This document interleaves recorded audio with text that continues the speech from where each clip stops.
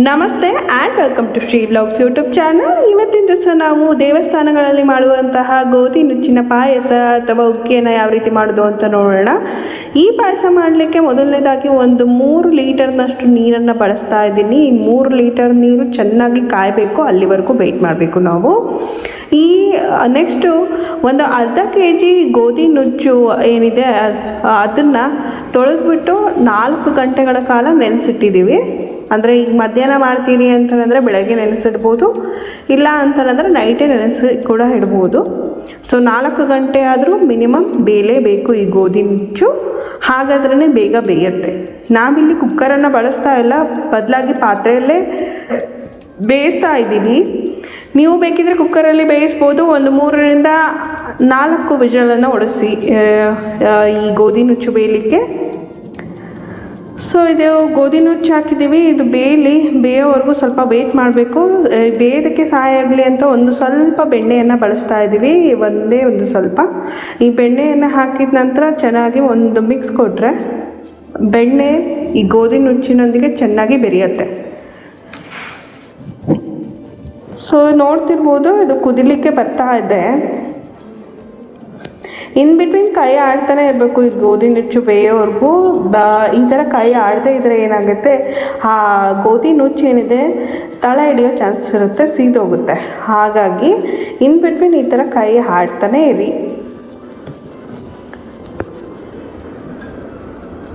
ಇದು ಅಂಟಿಲ್ ಒಂದು 80% ಆದರೂ ಇದು ಬೇಯಲೇಬೇಕು ಈ ಗೋಧಿ ನುಚ್ಚು, ಅಲ್ಲಿವರೆಗೂ ಬೇಯಿಸ್ಕೊಳ್ಳೇಬೇಕು. ಆ ಬೆಂದಾದ ನಂತರ ನೆಕ್ಸ್ಟ್ ಇಂಗ್ರೀಡಿಯೆಂಟ್ಸ್ ಆ್ಯಡ್ ಮಾಡಲಿಕ್ಕೆ ಸ್ಟಾರ್ಟ್ ಮಾಡೋದು ನಾವು. ಭಾಳನೇ ಕಡಿಮೆ ಇಂಗ್ರೀಡಿಯೆಂಟ್ಸ್, ಹಾಗೇನೆ ರುಚಿಕರವಾದಂತಹ ಒಂದು ಸಾಂಪ್ರದಾಯಿಕ ಹುಗ್ಗಿ ಅಥವಾ ಪಾಯಸ ಅಂತಲೇ ಹೇಳ್ಬೋದು. ಇನ್ ಬಿಟ್ವೀನ್ ಕಾಯಿ ಆಡ್ತಾನೆ ಇದ್ದೀವಿ. ಅಟ್ಲೀಸ್ಟ್ ನಮಗೆ 80% ಆದರೂ ಬೇಯಲೇಬೇಕು. ಅದಕ್ಕೂ ಮುಂಚೆ ನಾವು ಬೆಲ್ಲವನ್ನು ಹಾಕಿದರೆ ಏನಾಗುತ್ತೆ, ಅದು ಗೋಧಿ ನುಚ್ಚು ಏನಿದೆ ಬೇಯೋದೇ ಇಲ್ಲ. ಹಾಗಾಗಿ 80% ಆದರೂ ನಾವು ಗೋಧಿ ನುಚ್ಚನ್ನ ಬೇಯಿಸಿ ನಂತರದಲ್ಲಿ ನಾವು ಬೆಲ್ಲವನ್ನು ಹಾಕಬೇಕು. ಇಲ್ಲ ಅಂದರೆ ಗೋಧಿ ನುಚ್ಚು ಬೇಯೋದಿಲ್ಲ ಮೊದಲಿಗೆ ಎಲ್ಲವನ್ನು ಹಾಕಿ ಇಟ್ಟರೆ. ಸೊ ನೋಡ್ತಿರ್ಬೋದು, ಈಗ ಒಂದು ಹಂತಕ್ಕೆ ಬೆಂದಿದೆ. ನಾನು ಏನು ಹೇಳಿದೆ, 80% ಅಷ್ಟು ಬೆಂದಿದೆ. ಈ ಹಂತದಲ್ಲಿ ನಾನು ಅರ್ಧ kg ಗೋಧಿ ನುಚ್ಚು ನೆನೆಸ್ಕೊಂಡಿರೋದು, ಆ ಅರ್ಧ kg ಗೋಧಿ ನುಚ್ಚಿಗೆ 3/4 kgಯಷ್ಟು ಬೆಲ್ಲವನ್ನು ಬಳಸ್ತಾ ಇದ್ದೀನಿ. ಬೆಲ್ಲ ಪುಡಿ ಮಾಡಿ ಇಟ್ಕೊಂಡಿದ್ದೆ, ಆ ಪುಡಿ ಮಾಡಿರುವಂತಹ 3/4 kg ಬೆಲ್ಲವನ್ನು ನಾನಿಲ್ಲಿ ಹಾಕ್ತಾಯಿದ್ದೀನಿ. ಹಾಕಿ ಚೆನ್ನಾಗಿ ಮಿಕ್ಸ್ ಮಾಡಬೇಕು. ಈ ಬೆಲ್ಲ ಮತ್ತು ಗೋಧಿ ನುಚ್ಚು ಚೆನ್ನಾಗಿ ಬೆರಿಬೇಕು, ಅಲ್ಲಿವರೆಗೂ ಇದನ್ನು ಕುಕ್ ಮಾಡಬೇಕು.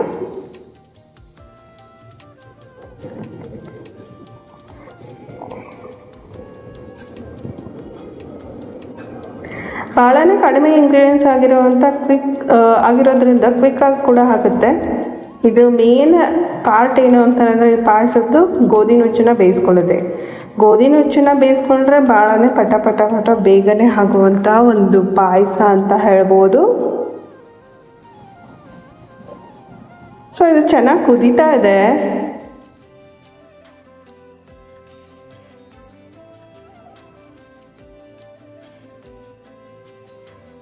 ಗೋಧಿ ನುಚ್ಚು ಏನಿದೆ ಅದು ಬೆಲ್ಲದೊಂದಿಗೆ ಚೆನ್ನಾಗಿ ಬೆರಿಬೇಕು, ಅಲ್ಲಿವರೆಗೂ ಇದು ಕುದಿಲಿಕ್ಕೆ. ಇನ್ನು 20% ಏನಿದೆ ಅದು ಕೂಡ ಈ ಹಂತದಲ್ಲಿ ಕುಕ್ ಆಗಿಬಿಡುತ್ತೆ ನಮ್ಮ ಗೋಧಿ ನುಚ್ಚು.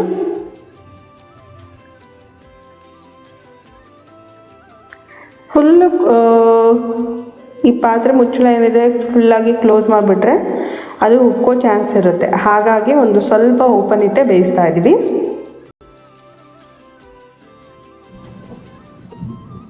ಸೊ ಇದು ಇನ್ ಬಿಟ್ವೀನ್ ಕಾಯಿ ಆಡ್ತಾ ಇದ್ದರೆ ತಳ ಹಿಡಿಯೋದಿಲ್ಲ, ಹಾಗಾಗಿ ಇನ್ ಬಿಟ್ವೀನ್ ಕಾಯಿ ಆಡ್ತಾ ಇದೆ.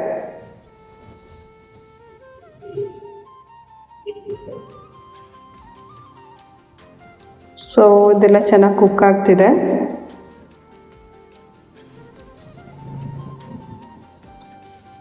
ಈ ಹಂತದಲ್ಲಿ ನಾವು 4 ಏಲಕ್ಕಿ ಮತ್ತು ಒಣ ಶುಂಠಿ ಏನಿದೆ ಅದನ್ನು ಜಜ್ಜಿಬಿಟ್ಟು ಹಾಕ್ಕೊಂಡಿದ್ದೀವಿ. ಇದು ಒಳ್ಳೆ ಫ್ಲೇವರ್ ಕೊಡುತ್ತೆ ಪಾಯಸಕ್ಕೆ. ಏಲಕ್ಕಿ ಮತ್ತು ಒಣ ಶುಂಠಿ ಇಷ್ಟು ಮೇನ್ ಇಂಗ್ರೀಡಿಯೆಂಟ್ ಅಂತಲೇ ಹೇಳ್ಬೋದು, ಫ್ಲೇವರಿಗೋಸ್ಕರ ಹಾಕ್ತಾ ಇರೋದು. ನೆಕ್ಸ್ಟ್ ಇದು ಗೋಡಂಬಿ ಮತ್ತು ದ್ರಾಕ್ಷಿಯನ್ನು ಹುರ್ಕೊಳ್ಳೋದಕ್ಕೆ ಒಂದು 2 ಟೇಬಲ್ ಸ್ಪೂನಷ್ಟು ತುಪ್ಪವನ್ನು ಬಳಸ್ತಾ ಇದ್ದೀವಿ.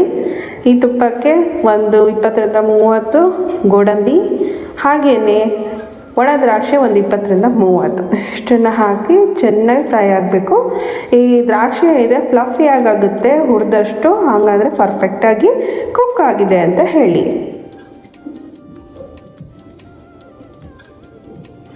ಸೊ ಇದೆಲ್ಲ ಫ್ರೈ ಆಗ್ತಾ ಇದೆ, ನೋಡ್ತಿರ್ಬೋದು ದ್ರಾಕ್ಷಿ ಎಲ್ಲ ಫ್ಲಫಿಯಾಗಿ ಆಗ್ತಾ ಇದೆ ನಿಧಾನಕ್ಕೆ.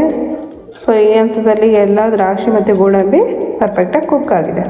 ಸೊ ಇದನ್ನು ಅಂದರೆ ಈಗ ಬೆಲ್ಲ ಎಲ್ಲ ಏನು ಬೆರ್ತಿದೆ ಆ ಪಾಯಸಕ್ಕೆ ಹಾಕಿ ಮತ್ತೆ ಚೆನ್ನಾಗಿ ಮಿಕ್ಸ್ ಕೊಡಿ.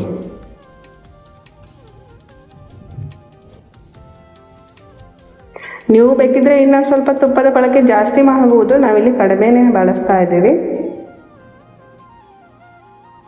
ಸೊ ಇಲ್ಲಿ 2 ಕಪ್ನಷ್ಟು ಹಾಲನ್ನು ಹಾಕ್ತಾ ಇದ್ದೀನಿ. ಗೋಧಿ ನುಚ್ಚಿನ ಪಾಯಸಕ್ಕೆ ಒಳ್ಳೆ ಟೇಸ್ಟ್ ಕೊಡುತ್ತೆ ಈ ಹಾಲು ಹಾಕೋದ್ರಿಂದ. ಹಸಿ ಹಾಲು ಹಾಕಬೇಡಿ, ಈ ಹಂತದಲ್ಲಿ ಕಾಯಿಸಿರೋ ಅಂತಹ ಹಾಲನ್ನು ಹಾಕಿ, ಯಾಕಂದರೆ ಆಲ್ರೆಡಿ ಪಾಯಸ ಬಿಸಿ ಇರೋದ್ರಿಂದ. ಸೊ ಇದು ನಮ್ಮ ಹುಗ್ಗಿ ಅಥವಾ ಗೋಧಿ ಪಾಯಸ ರೆಡಿಯಾಗಿದೆ. ಇದೇ ಥರ ರೆಸಿಪೀಸ್ಗಾಗಿ ನಮ್ಮ ಶ್ರೀ ವ್ಲಾಗ್ಸ್ ಯೂಟ್ಯೂಬ್ ಚಾನಲ್ನ ಸಬ್ಸ್ಕ್ರೈಬ್ ಮಾಡಿ. Thanks for watching. Thank you.